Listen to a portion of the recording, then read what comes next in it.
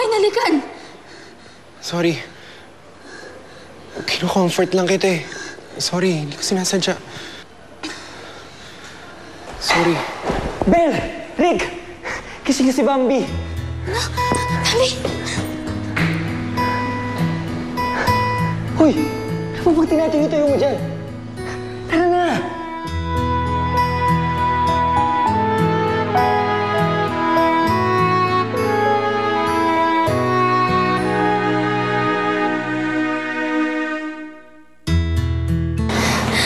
Bambi, gising ka na nga.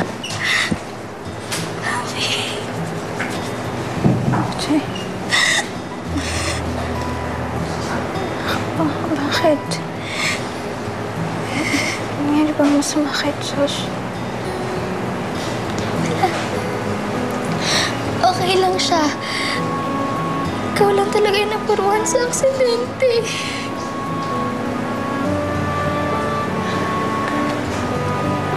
Okay na ako, Jay.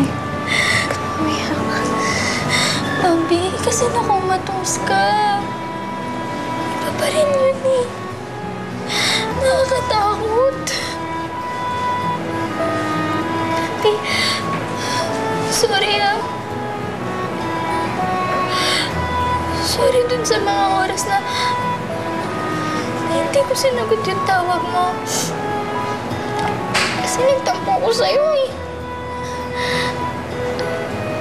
Akala ko kasi wala ka. Mga panahon kailangan ko ng kausap. Yun pala, kailangan mo ng tulong. Very sorry. Very, very sorry. Tama na. Hindi ako galit sa'yo. Bambi, pangako ko sa'yo.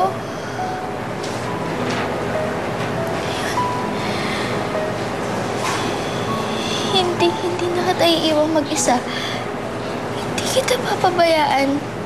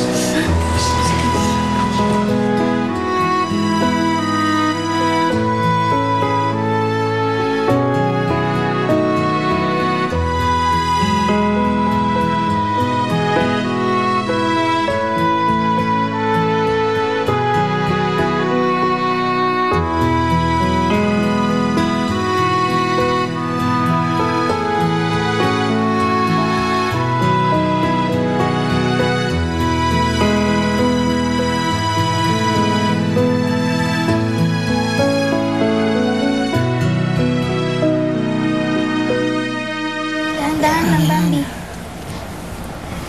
Yan. Anak ko. Ay, salamat naman sa Diyos at okay ka na, nak. O next time, pag sumama ulit ka agad yung pakiramdam mo, sabihin mo ka agad sa amin ng daddy mo, ha? Okay na po ako. Huwag na po kayo masyadong mag-alala sa akin. Tinakot mo kami. Pero mabuti na lang gumising ka na. Nak, magpahinga ka na, ha?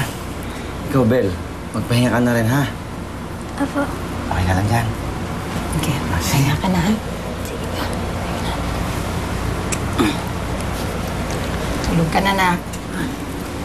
Kapatid mo, ha? Tapos magpahinga ka na. Apo.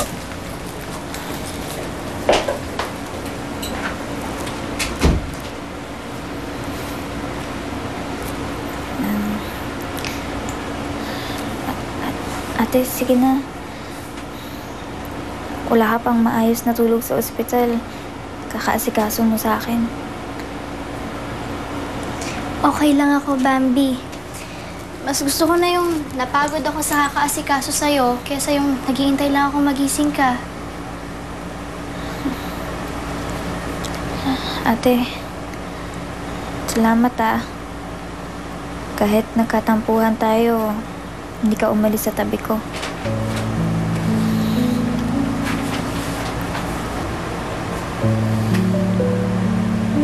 Oh, parang malungkot ka pa? Okay na tayo, di ba? At magiging okay ka na rin soon. Ate kasi, simula nung gumising ako, hindi ko pa nakikita si Josh. Hindi ba siya dumalaw? Galit si na mommy kay Josh kaya pinagbawalan muna nilang lumapit siya sa'yo. Pati yung cellphone mo, kinuha na ni mommy kasi tawag pa rin ang tawag si Josh. Bakit sila galit? Aksidente lang naman yung nangyari, di ba? Bambi, siya yung may kasalanan kung bakit ka napahamak. Kaya hindi may iwasan na sumama yung loob namin sa kanya. Pero ate, Bambi, kahit na ano pang sabihin mo, idea niya na sumakay kayo doon sa eroplanong yun. Kaya pwede ba, huwag ka ng mga tuwira na wala siyang kasalanan kasi meron. Imbis na siya yung iniisip mo, isipin mo na lang yung pagpapalakas mo.